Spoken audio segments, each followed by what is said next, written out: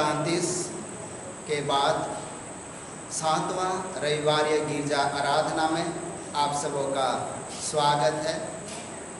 और इस समय हम आज के पवित्र रविवारीय गिरजा आराधना को आरंभ करेंगे और इस समय हम एक गीत सुनेंगे कोयर दल की अगुवाई में।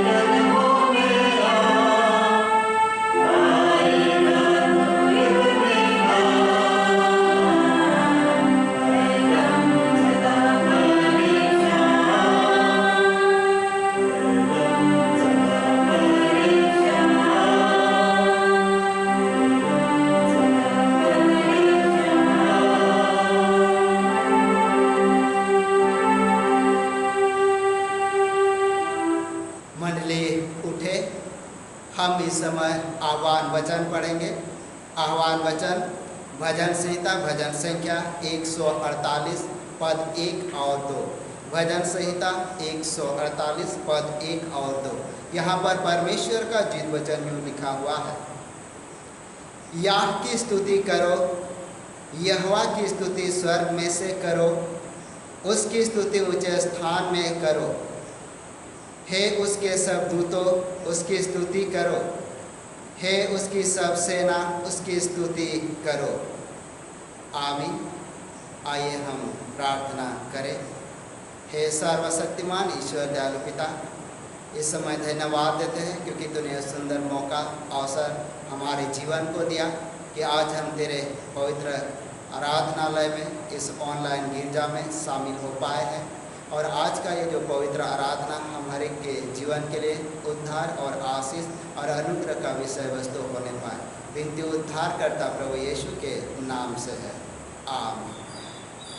और इस समय मंडली बैठ जाएंगे, आराधना के लगातार में गीत गाएंगे। साक्षी वाणी से साक्षी वाणी गीत संख्या 11, साक्षी वाणी गीत संख्या 11। परमेश्वर कौन और कैसा है, कौन उसका जानने हार।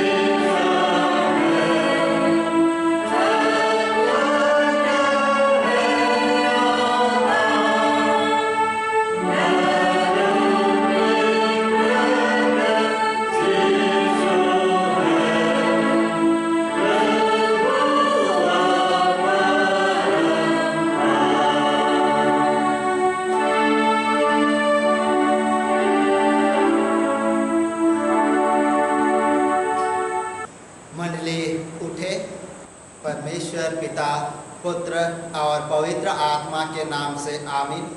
हमारी सहायता ईश्वर के नाम से जिसने स्वर्ग और पृथ्वी को सिरजा।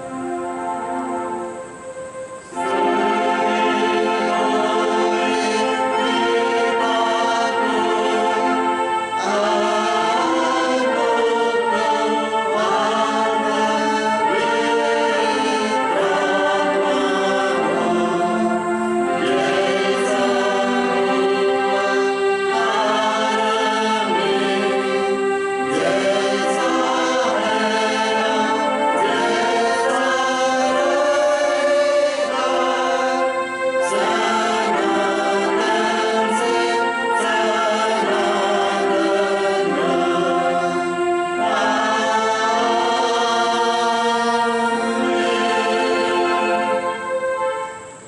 हम ईश्वर के सामने अपने पापों को दीनता से मान ले।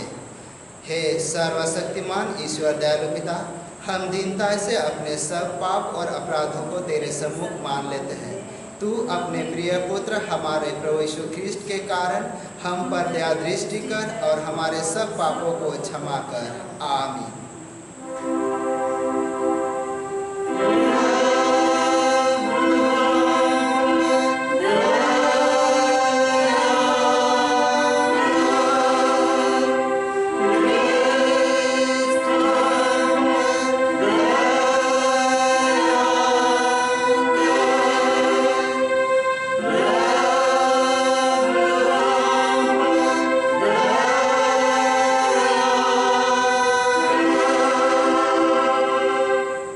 शांति वचन सुने। पहाड़ सरक जाएंगे और पहाड़ियाँ हिल जाएगी, पर मेरी दया तेरे पास से ना सरकेगी और ना मेरे कुशल की वाचा हिलेगी। परमेश्वर तेरा दया करने हारा कहता है। यशाया 54:10। आमीन।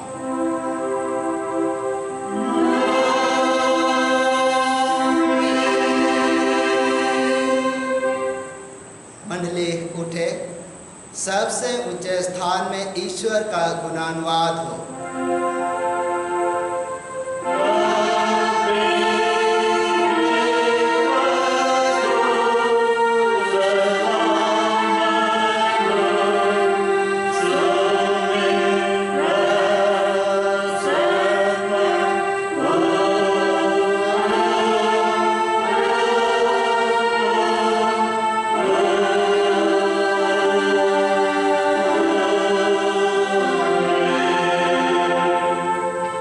प्रभु आप सबों के संग होवे।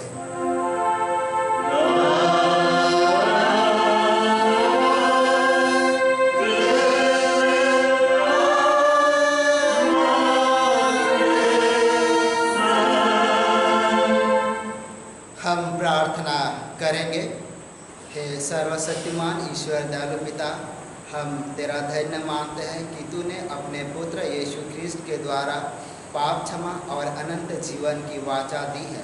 हम तेरे इसी दया के कारण विनती करते हैं कि अपने पवित्र आत्मा के द्वारा हमारे मनों में सच्चे विश्वास और दृढ़ आशा उत्पन्न करके संभाल, ताकि हमारे हृदय में पाप क्षमा और अनंत जीवन की लालसा जन्मे और तेरी अपार कृपा को विश्वास में ग्रहण करने और उसमें स्थिर रहने के लिए हमको सामर्थ दे। हर प्रकार की परीक्षा में हमको संभाल, कि जिससे अनुग्रह के द्वारा अंत में परम सुखी हो जाए, हमारे प्रभु यीशु ख्रीष्ट के कारण। आमीन।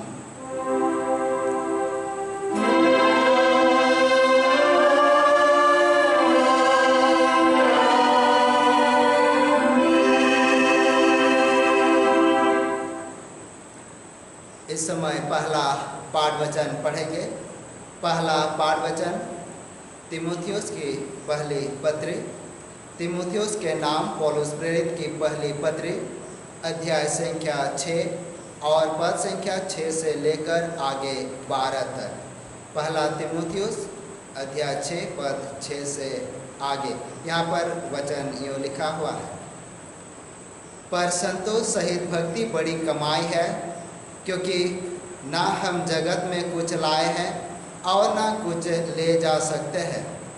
यदि हमारे पास खाने और पहनने को हो तो इन्हीं पर संतोष करना चाहिए, पर जो धनी होना चाहते हैं वे ऐसी परीक्षा और फंदे और बहुत सी व्यर्थ और हानिकारक लालसाओं में फंस जाते हैं, जो मनुष्य को बिगाड़ देती है और विनाश के समुद्र में डूबा देती है।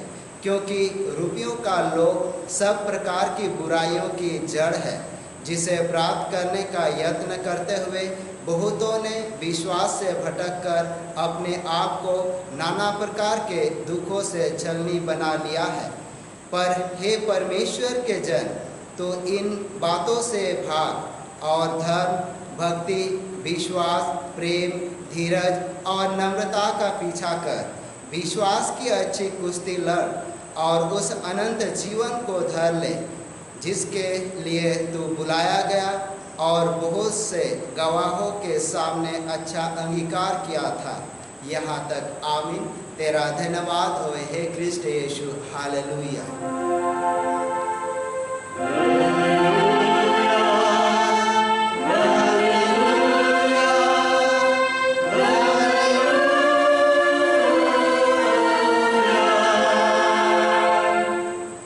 अब हम समस्त क्रिस्टियानी कलीसिया के संग मिलकर अपना महापवित्र विश्वास वचन मान लेकर योग है। मैं विश्वास करता हूँ परमेश्वर पिता पर, जो स्वर्ग और पृथ्वी का सर्वशक्तिमान सृजनहार है, और उसके इकलौते पुत्र अपने प्रभु यीशु ख्रीस्त पर, जो पवित्र आत्मा से गर्भ में आया, कुंवारी मरियम से उत्पन्न हुआ, पंतुस पिलातुस की आज्ञा से दुख उठाया, क्रूस पर चढ़ाया गया, मर गया और गड़ा गया, पाताल में उतरा, तीसरे दिन मृतकों में से जी उठा, स्वर्ग पर चढ़ गया और परमेश्वर सर्वशक्तिमान पिता के दाहिने हाथ बैठा है, जहाँ से वह जीवितों और मृत्यु का विचार करने को फिर आएगा। मैं विश्वास करता हूँ पवित्र आत्मा पर, एक ही पवित्र क्रिस्टियानी कलीसिया, पवित्रों की संगत पर, पापों की क्षमा, देह के जी उठने और अनंत जीवन पर। आमीन।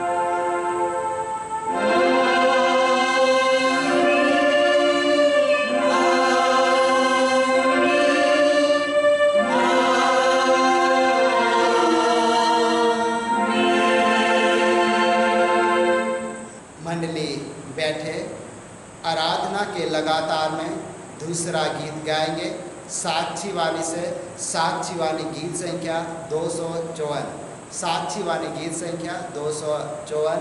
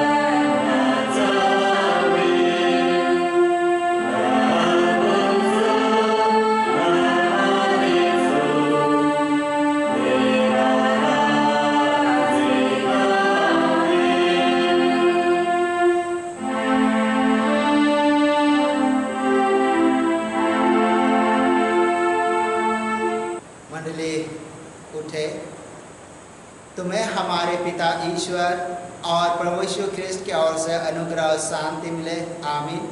आइए हम प्रार्थना करें। हे जीवन देने वाला प्रभु परमेश्वर, और है उद्धार करता प्रभु यीशु, और है अगुवाई करने वाला पवित्र आत्मा, इस समय धन्यवाद देते हैं क्योंकि तूने हमारे जीवन को अब तक अपने पवित्र सुरक्षा में बनाए रखा है। और आज ये हमारे जीवन के लिए सुंदर अवसर है कि तेरे पवित्र वचन को सुनने और उसे अपने जीवन में अमल करने और उसके अनुसार जीवन जीने में तू हमारी सहायता, मदद और अगुवाई कर। इस समय प्रभु जी आज के वचन को तेरे हाथ में सौंप देते हैं और तू प्रत्येक के मन, दिल और आत्मा को खोल, ताकि यह वचन प्रत्येक के जीवन में अधिकार से बसने पाए और आशीष और उद्धार का कारण ठहरने पाए। विनती उद्धार करता प्रभु यीशु के नाम से मांगते हैं, दया से सुन, अनुग्रह से ग्रहण कर, आमीन। और इस समय हम उपदेश वचन पढ़ेंगे। उपदेश वचन मरकुस रचित सुसमाचार अध्याय संख्या 8 और पद संख्या 1 से लेकर 9 तक। मरकुस रचित सुसमाचार अध्याय संख्या 8 और पद संख्या 1 से लेकर आगे 9 तक। यहाँ पर परमेश्वर का जीवित वचन यूँ लिखा हुआ है। उन दिनों में जब फिर बड़ी भीड़ इकट्ठा हुई और उसके पास कुछ खाने को ना था, तो उसने अपने चेलों को पास बुलाकर उनसे कहा, मुझे इस भीड़ पर तरस आता है, क्योंकि यह 3 दिन से बराबर मेरे साथ है और इनके पास कुछ भी खाने को नहीं। यदि मैं उन्हें भूखा घर भेज दूँ तो मार्ग में थक कर ही रह जाएंगे, क्योंकि इनमें से कोई कोई दूर से आए हैं। उसके चेलों ने उसको उत्तर दिया, यहाँ जंगल में इतनी रोटी कहाँ से लाए कि ये तृप्त हो। उनसे उसने पूछा, तुम्हारे पास कितनी रोटियां हैं? उन्होंने कहा, 7। तब उसने लोगों को भूमि पर बैठने की आज्ञा दी और वे 7 रोटियां ली और धन्यवाद करके तोड़ी और अपने चेले को देता गया कि वह उनके आगे रखे, और उन्होंने लोगों के आगे परोस दिया। उसके पास थोड़ी सी छोटी मछलियाँ भी थी। उन्होंने धन्यवाद करके उन्हें भी लोगों के आगे रखने की आज्ञा दी। वे खाकर तृप्त हो गए और चेलों ने शेष टुकड़ों के 7 टोकरे भर कर उठाए, और लोग 4000 के लगभग थे। तब उसने उनको विदा किया। यहाँ तक, आमीन। मंडली बैठेंगे। तेरा वचन मेरे पाँव के लिए दीपक और मार्ग के लिए उजियाला है। मसीह यीशु में विश्वासियों, जब हम परमेश्वर की व्यवस्था के प्रकाश में चलते हैं तो हमारा जीवन सुख, समृद्धि और आशीष से भर जाता है। और जब हम प्रभु में बने रहते हैं और उसके साथ जीवन में आगे बढ़ते हैं तो हमारा जीवन फलवंत हो जाता है। आज विश्व भर में कई ऐसे लोग हैं जो प्रभु के साथ चलते हैं, प्रभु के अगुवाई में बढ़ते हैं, प्रभु के वचन और उसके आज्ञाओं को मानते हैं। परंतु आज ऐसे भी कई लोग हैं जो फरीसी, शास्त्री आदि का भूमिका अदा करते हैं। फरीसी और शास्त्री की भूमिका अदा करने का अर्थ लोग दिखावे का जो धार्मिक कर्म कांड करते हैं, परंतु ये उनके जीवन के लिए किसी प्रकार के आशीष और बरकत को नहीं ला सकता। और इसीलिए हमें चाहिए कि हम परमेश्वर को सच्चे दिल से और हम परमेश्वर के सच्चे भक्त होकर जब आराधना करते हैं और पुकारते हैं तो वो हमारे जीवन को आशीषित करता है। और इसीलिए हम अपने जीवन, कलीसिया जीवन, मसीही जीवन की जब व्याख्या करते हैं, ये हमारा जो जीवन है ये फलवंत जीवन होना चाहिए। और इसीलिए जब हम वचन में आगे पढ़ेंगे, वचन में जब आगे बढ़ेंगे तो आज जो हमारे पास रखा गया एक सुंदर सा वचन है, और यह वचन हमारे जीवन में आज आशीष का दिन, यानी हमारे जीवन के लिए अनुग्रह ला सकता है। यह वचन हमारे जीवन को आशीष से भरपूर कर दे सकता है, और ये वचन हमें एक नई शिक्षा प्रदान कर सकता है। और इसीलिए जब हम आज जो पढ़ा गया पवित्र वचन मरकुस रचित सुसमाचार अध्याय संख्या 8 और पद संख्या 1 से लेकर 9 तक जो हमने पढ़ा, ये बहुत ही महत्वपूर्ण विषय वस्तु है। और यहाँ पर हम खासकर देखेंगे यीशु अपने जीवन काल में विशेष मिरेकल को प्रकट करता है, यानी एक आश्चर्यकर ये जो वचन है एक आश्चर्य कर्म का हिस्सा है, और जब इसको हम पढ़ते हुए आगे बढ़ेंगे तो हम देख पाएंगे, अगर ये वचन को हम अच्छी तरह से समझेंगे तो हमारा विवेक खोल देगा। ये एक ऐसा वचन है जो हमारे विवेक को खोल देगा, और हम अंधकार में नहीं परंतु परमेश्वर के व्यवस्था के प्रकाश में आगे बढ़ेंगे, और ये हमारे जीवन के लिए लाभकारी होगा, ये हमारे जीवन के लिए कल्याणकारी होगा। और इसीलिए जो आज ये वचन पढ़ा गया, ये अगर हम आश्चर्य कर्म के श्रेणी में रखेंगे तो ये प्राकृतिक आश्चर्य कर्म के श्रेणी में रखा जाता है, या उस कोटि में रखा जाता है, या उस कैटेगरी में रख के देखा जा सकता है। और जब हम इस वचन को आगे पढ़ेंगे तो इनका उन विस्तृत भाव को समझ सकेंगे। और जब हम इन वचनों में आगे पढ़ेंगे और जिसको हम पहला पॉइंट के रूप में देखेंगे, पहला पॉइंट के रूप में यीशु अपने लोगों पर तरस खाता है। ये हमने चुन के रखा है कि ये पहला पॉइंट हम हर एक के लिए एक अच्छा शिक्षा होगा कि यीशु अपने लोगों पर तरस खाता है। और इसलिए ये जो वचन हमने पढ़ा, आज 4000 लोगों को खिलाना, यीशु हमेशा अपने लोगों को अपने साथ रखता था, और एक बड़ी भीड़, एक बड़ी जन समूह उसके पीछे पीछे हो लेती थी। और इसका मुख्य कारण तो बहुत सारे हो सकते थे, परंतु जो भी है वो चंगाई को प्राप्त करना चाहते थे। और इसलिए जब वो उनके पीछे हो लेते थे तो कई दिन तक, और आज जो पवित्र वचन में यहाँ लिखा गया, वो 3 दिन से बराबर यीशु के साथ थे।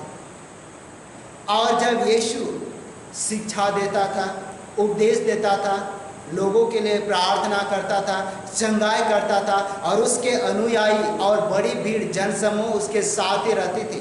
परंतु आज के दिन में देखते ये जो 4000 जनसमूह है उसको संबोधित करता है। और इसके बाद चेले उनके पास आते हैं और यीशु को कहते हैं कि अब चेले उनको ये आज्ञा देने लगे कि हे प्रभु, अब इनको विदा कर दो, शाम हो गई है और ये लोग अपने अपने घर चले जाएंगे।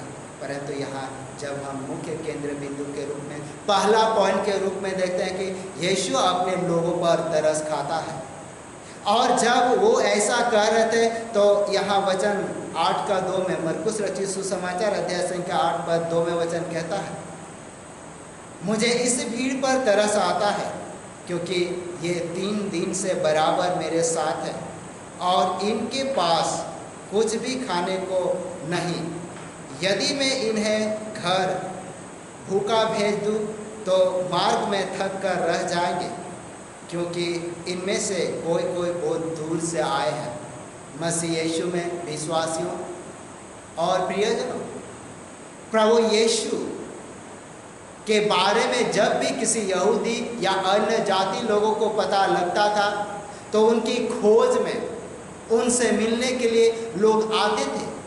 और यहूदी समाज या उसमें एक परंपरा था कि लोग अपने भोजन को विशेष टोकरी में बांध कर निकलते थे ताकि वो वहाँ पर खा सके।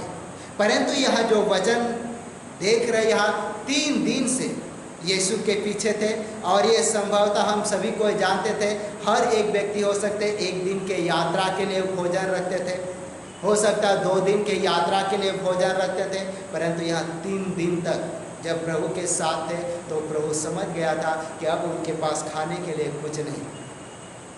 और जब उन्हें भूखा पेट घर भेज दिया जाए तो हो सकता वो अधमरा होकर, भूख से अधमरा होकर वो रास्ते में गिर जाए और वो मर भी सकता है। और इसीलिए उन पर तरस खाया। और तरस इसलिए खाया क्योंकि वे एक ऐसे व्यक्ति थे जिनका कोई रखवाला नहीं है। वे एक भटके हुए भेड़ों के समान थे, भेड़ों के बराबर थे, जिनका कोई देखने वाला नहीं था। और इसलिए वो उन पर तरस खाता है और उनके विषय में अपने चेले को कहता कि तुम इनको खाने को दो। चेले को यीशु आज्ञा देता कि तुम ही इनको खाने के लिए कुछ दो। परंतु जब हम आगे वचन में पढ़ेंगे, केवल यहाँ ही नहीं, परंतु इससे पहले अगर हम वचन में पढ़ेंगे मत्ती रचित सुसमाचार अध्याय संख्या 14 और पद संख्या 15 से 21 तक, या तो लूका रचित सुसमाचार अध्याय संख्या 9 और पद संख्या 11 से लेकर 17, या तो हम यूहन्ना रचित सुसमाचार अध्याय संख्या 6 पद संख्या 1 से लेकर 11 तक, वहाँ पर वचन पढ़ेंगे कि यीशु इससे पहले 5000 लोगों को भोजन खिला चुका था। 5000 लोगों को भोजन खिला चुका था और उनको भी बिल्कुल वही दृष्टिकोण से देखा, जिसको अगर हम पढ़ेंगे तो मरकुस रचित सुसमाचार अध्याय संख्या 6 और पद संख्या 34। मरकुस रचित सुसमाचार अध्याय संख्या 6 और पद संख्या 34, यहाँ वचन में लिखा हुआ है, उसने उतरकर बड़ी भीड़ देखी और उन पर तरस खाया, क्योंकि वे उन भेड़ों के समान थे जिनका कोई रखवाला ना हो, और वह उन्हें बहुत सी बातें सिखाने लगा। और यह तो परमेश्वर का जीवित वचन है। वे ऐसे व्यक्ति थे ना तो जिनके कोई रखवाले थे और ना कोई देखभाल करने वाले थे। और यहाँ पर हम विशेष चीज़ को देखते हैं कि एक मिरेकल जो कि उनके चेले यीशु से हो सकता व्यंग के रूप में कहता हो तो क्या हम इनके लिए रोटी खरीद लें, परंतु यीशु ने कहा कि मालूम करो हमारे पास कितनी रोटी है। जो हमने मरकुस रचित सुसमाचार अध्याय संख्या 8 में पढ़ा, वहाँ पर 7 रोटी का जिक्र है और कुछ छोटी मछलियाँ। परंतु जब हम मरकुस रचित सुसमाचार अध्याय संख्या 6 और पद संख्या 33 से आगे पढ़ेंगे, वहाँ पर वचन जब पढ़ेंगे तो वहाँ पर वचन कहता कि वहाँ 5 रोटी का जिक्र है और उनमें से उनको खिलाने की बात है, जहाँ पर 5 रोटी और 2 मछली का जिक्र है और उनसे वो 5000 लोगों को खिलाते हैं। और उनमें से जो बच जाता है उनमें 12 टोकरियाँ, जो खाने के बाद बच गया वो 12 टोकरियाँ। परंतु जब यहाँ हम मरकुस रचित सुसमाचार अध्याय संख्या 8 में 1 से लेकर 9 तक में पढ़ेंगे तो वहाँ जो टुकड़ों हुए भोजन वस्तु, जो रोटी टुकड़े थे, उनको जब उठाया गया तो यहाँ 7 टोकरी भरकर उठाए गए और इसलिए ये एक बहुत बड़ा मिरेकल था। परंतु हम चेले के जीवन को देखते हैं, वो संदेह करते हैं, वे शक करते हैं और लोगों की जो भलाई करने उसे भोजन खिलाने में हिचकिचाते थे। परंतु प्रभु उनके साथ था, वो समझ नहीं पाते थे। और प्रभु आशीष, परमेश्वर से आशीष मांगकर धन्यवाद करते हुए उन रोटी को बांटा तो इतने लोग खिलाए गए। और इसलिए जब हम देखते हैं कि ये जो 5000 लोगों को खिलाना या 4000 लोगों को खिलाना प्रभु ने स्वयं खिलाया। और इसीलिए जब आगे हम बढ़ेंगे और बढ़ते हुए देखेंगे कि ये कैसे संभव हुआ और इसका उत्तर हमें मिल जाएगा। और उसमें हम देखें यीशु ने स्वयं कहा, मैं जीवन की रोटी हूँ। और इसीलिए जब हम दूसरा पॉइंट के रूप में देखेंगे, यीशु जीवन की रोटी है और यीशु ने स्वयं का, जिसको हम यूहन्ना रचित सुसमाचार अध्याय संख्या 6 और पद संख्या 35 में यहाँ वचन कहता है, यीशु ने उससे कहा, जीवन की रोटी मैं हूँ, जो मेरे पास आता है वह कभी भूखा ना होगा और जो मुझ पर विश्वास करता है वह कभी प्यासा ना होगा। और यह तो परमेश्वर का जीवित वचन है। यीशु स्वयं जीवन की रोटी है और जब जीवन की रोटी उसके साथ है तो उन्हें क्या डर, क्या भय। लेकिन फिर भी हम चेले के जीवन को देखें कि वो शक करते हैं, वो संदेह करते हैं। जब हम मत्ती रचित सुसमाचार अध्याय संख्या 16 और पद संख्या 8 और 8 से लेकर 11 तक, या तो हम मरकुस रचित सुसमाचार अध्याय संख्या 8 और पद संख्या 17 से लेकर 21 तक में पढ़ेंगे, चेला एक विशेष जगह पर जब रोटी लेना भूल गए थे और उस समय वो सोचने लगे कि हम रोटी लेना तो भूल गए हैं, हम क्या खाएं। लेकिन उसी समय यीशु ने कहा, क्या तुम्हें याद नहीं कि हमने 5000 को भोजन खिलाया, 4000 को भोजन खिलाया, तुम क्यों शक करते हो। क्यों संदेह करते हो? और ये वचन तो हम मत्ती रचित सुसमाचार अध्याय संख्या 16 और पद संख्या 8 से लेकर आगे तक में देख पाएंगे। और इसीलिए जब यीशु जीवन की रोटी है तो हम विश्वासियों के लिए आनंद का विषय है, क्योंकि हम यीशु के जरिए अनंत जीवन प्राप्त करते हैं। क्योंकि रोटी जीवन का प्रतीक है। हम मूसा के दिनों में भी देख सकते हैं, मूसा ने भी स्वर्ग से मन्ना खिलाया, लेकिन वो जो मन्ना खाए, रोटी खाए, फिर भी लोग मर गए। परंतु जो यीशु जिस रोटी का जिक्र करता है और वो देता है, उसमें अनंत जीवन है। और जब इसे कोई खा लेता है तो वो सदाकाल का जीवन प्राप्त करता है। और इसीलिए इन विशेष बातों को पढ़ेंगे तो हम पढ़ सकते हैं यूहन्ना रचित सुसमाचार अध्याय संख्या 6 और पद संख्या 31 से आगे। यहाँ वचन में लिखा हुआ है, हमारे बाप दादों ने जंगल में मन्ना खाया, जैसा लिखा है, उसने उन्हें खाने के लिए स्वर्ग से रोटी दी। और जब वचन में आगे पढ़ते हुए जाएंगे, जो स्वर्ग से रोटी दी गई वो खाकर वे मर गए। परंतु यीशु जिस रोटी का जिक्र करता है वो स्वयं है। अगर हम लोग आगे वचन में पढ़ते हुए जाएंगे, यूहन्ना रचित सुसमाचार अध्याय संख्या 6 और पद संख्या 39 से लेकर आगे यहाँ पर लगभग हम 59 तक जब पढ़ेंगे तो यहाँ उन सारे विशेषताओं को बहुत अच्छी तरह पढ़ सकते हैं। और इसीलिए ये जो 4000 लोगों को खिलाना उनके लिए एक सहज बात है।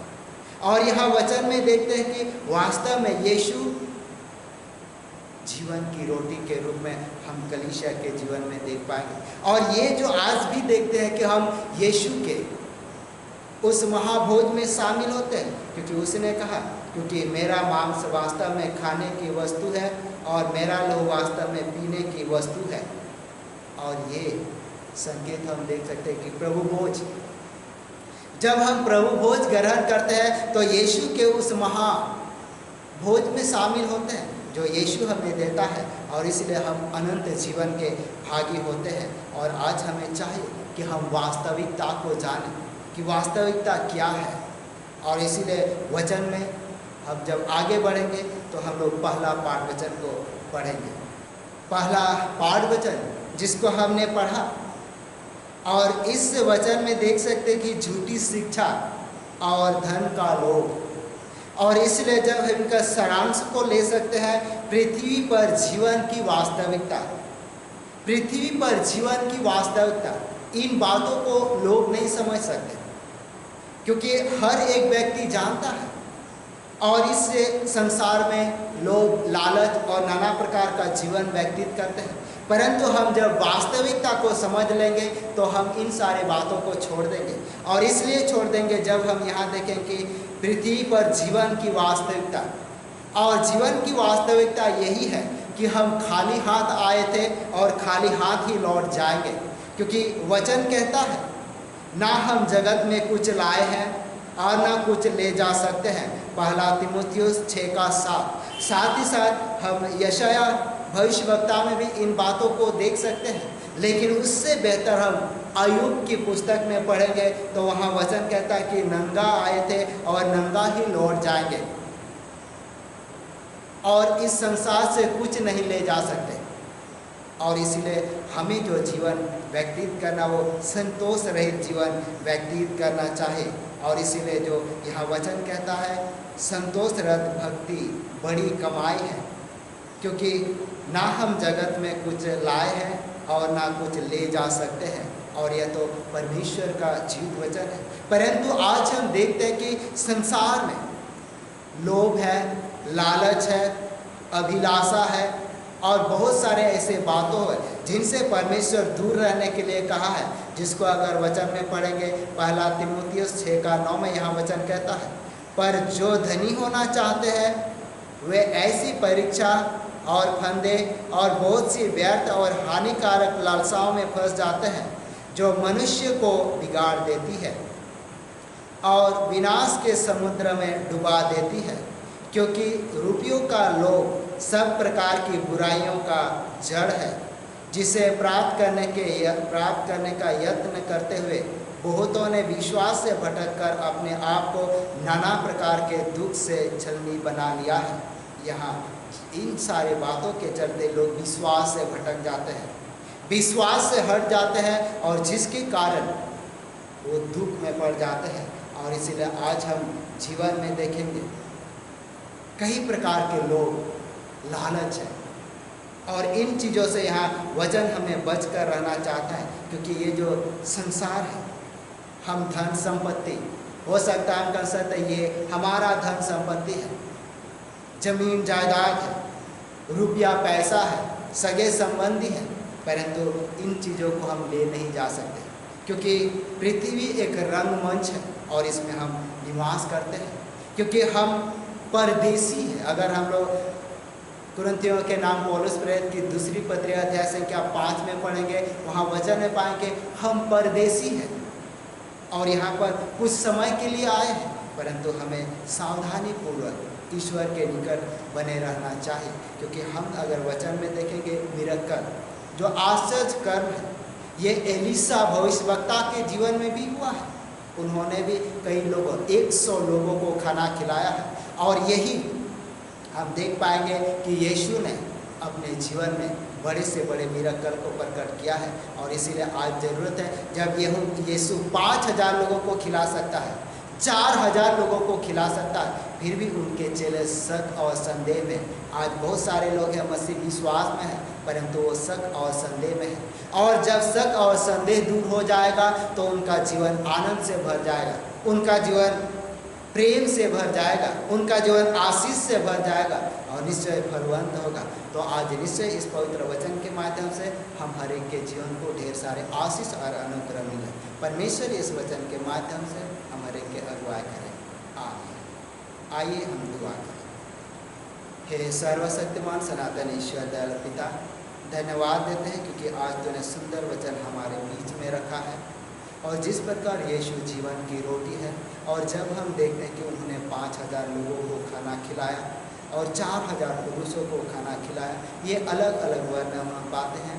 और इस चीज़ को जब हम अपने जीवन में जोड़कर देखते हैं और जब विश्वास करते हैं, भरोसा करते हैं, तो परमेश्वर हमारा चरवाहा है, वो हमें खिलाता है, वो हमें पिलाता है और अपने निकट रखता है। तो निश्चय आज हम इस पवित्र वचन के माध्यम से हम धन्य होने पाए हैं, और हम यीशु पर विश्वास और भरोसा करते हुए जीवन में आगे बढ़ेंगे।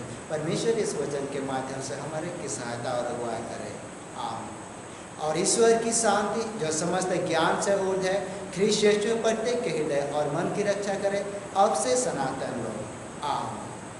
आराधना के लगातार में हम गीत गाएंगे। तीसरी गीत साक्षी वाणी से, साक्षी वाणी गीत संख्या 150। लड़ विश्वास का लड़न लड़, ओढ़ा हो स्वर्ग राज पकड़।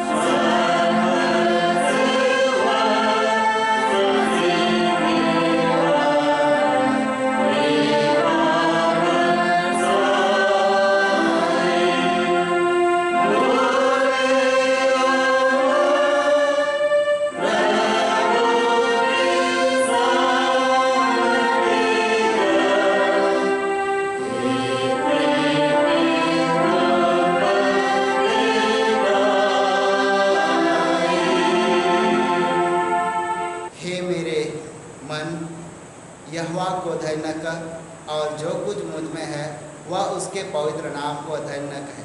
हे मेरे मन, यहोवा को धन्य कर और उसके किसी उपकार को ना भूलना। वही तो तेरे सारे अधर्मों को क्षमा करता है और सारे रोगों से चंगा करता है। आमीन। आइए हम प्रार्थना करें। हे सर्वशक्तिमान सनातन ईश्वर दयालु पिता, धन्यवाद देते हैं क्योंकि तू हमारे जीवन में विभिन्न प्रकार का करुणा, अनुग्रह और आशीष और अपनी सुरक्षा बनाए रखता है। हाँ पिता परमेश्वर, क्योंकि तूने बहुत सारे परिवार में अपने आशीष और अनुग्रह को रिलीज़ किया है और बहुतों ने चंगाई को प्राप्त किया है और बहुतों के घराने में तूने अपने आशीष उड़ेला है। हाँ, और बहुतों के परिवार में तूने अपने बरकत दिया है और उन सारे चीज़ों के लिए तुझे हृदय से धन्यवाद देना चाहते हैं। आप ही यहोवा परमेश्वर कर प्रत्येक के धन्यवाद दे, मन हृदय को स्वीकार कर ग्रहण कर, ताकि आने वाले दिन भी तो उनके जीवन पर बने रहते हुए आगे उन परिवार में आशीष और अनुग्रह बनने पाए। साथ ही साथ पिता प्रत्येक धन्यवाद या अभिलाषी को तेरे हाथ में सौंप देते हैं, अब से लेकर सदा तक तो उनके जीवन के अगुवाई कर। विनती उद्धार करता प्रभु यीशु के नाम से मांगते हैं, दया से सुन, अनुग्रह से ग्रहण कर। आमीन।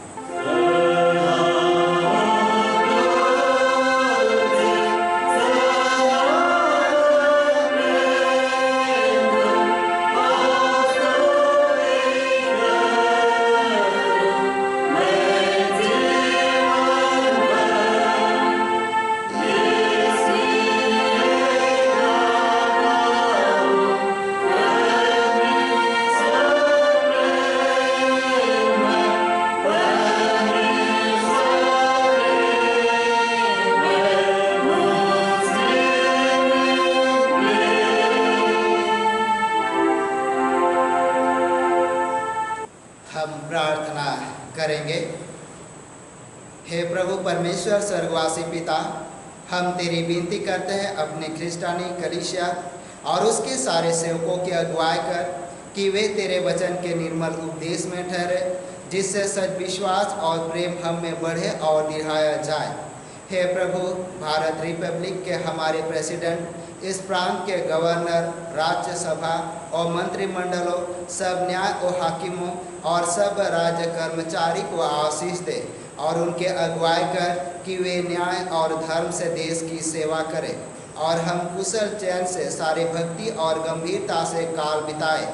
हमारे कलीसियाएँ, सेंट्रल काउंसिल, डायोसिस काउंसिल और कलीसिया की अन्य मंडली सभाओं को आशीष दे कि वे इस मंडली को तेरे पवित्र इच्छा के अनुसार चलाए।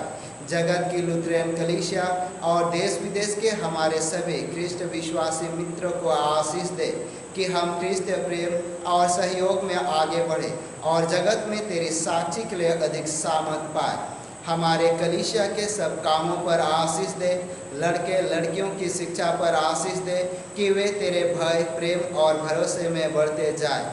कलीसिया के विद्यालयों, शिक्षण प्रशिक्षण महाविद्यालयों और अन्य संस्थाओं को संभाल और उनकी बढ़ती दे और उनके द्वारा कलीसिया के लिए आत्मिक और लौकिक आशीष दे।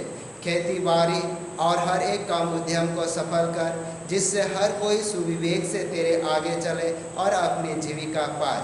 अपनी कृपा से उन सबों पर दृष्टि कर जो कंगालपन, रोग और नाना प्रकार के सकेती और दुख में है, उनको शांति दे। साथ ही हमारे मंडली के सभी प्रियजन, सभी विश्वासी और सभी परिवार को तेरे पवित्र हाथ में सौंप देते हैं और आप ही यहोवा परमेश्वर कर प्रत्येक के जीवन को आशीषित कर और सचमुच में जो तूने बीते दिन आशीष और अनुग्रह किया है उसके लिए भी धन्यवाद देते हैं। साथ ही साथ पिता परमेश्वर तू प्रत्येक के अगुवाई कर, जबकि वो भी तेरे निकट आकर तुझे हृदय से धन्यवाद और महिमा देना चाहते हैं। हाँ प्रभु जी, तू तमाम उन दुख और तकलीफ और संकट में पड़े हुए प्रियजन को संभाल, ताकि वो भी तेरे विश्वास में बने रहते हुए यीशु के सामर्थ्य नाम में चंगाई और आनंद को प्राप्त करते हुए तुझे हृदय से धन्यवाद दे सके। साथ ही हमारे कलीसिया के सब भाई बहनों की रक्षा कर जो दूसरे देश में चले गए हैं, वे सब जोखिम और परीक्षाओं में विश्वासी ठहरे। हम उनके लिए भी तेरी विनती करते हैं जो मंडली से निकाले गए व उलट हुए हैं उन पर दया कर कि वे सच्चा पश्चाताप से तेरी ओर फिरे। सब मनुष्य का त्राणी ठहर और उन पर जो अंधियारे में बैठे हैं मुक्ति का उजाला प्रकाश कर। हमको अपश्चातापी मृत्यु से बचा और अंत में अपने प्रिय पुत्र हमारे प्रभु यीशु ख्रीष्ट के द्वारा स्वर्ग राज में ग्रहण कर। आमीन। हम प्रभु की प्रार्थना से प्रार्थना करेंगे। हे हमारे पिता, तू जो स्वर्ग में है, तेरा नाम पवित्र किया जाए, तेरा राज आए, तेरी इच्छा जैसे स्वर्ग में वैसे पृथ्वी पर भी हो। हमारे प्रतिदिन की रोटी आज हमको दे और हमारे अपराधों को क्षमा कर जैसे हम भी अपने अपराधियों को क्षमा करते हैं, और हमको परीक्षा में मत डाल परंतु बुराई से छुड़ा, क्योंकि राज और पराक्रम और महात्म सदा तेरी ही है। आमीन।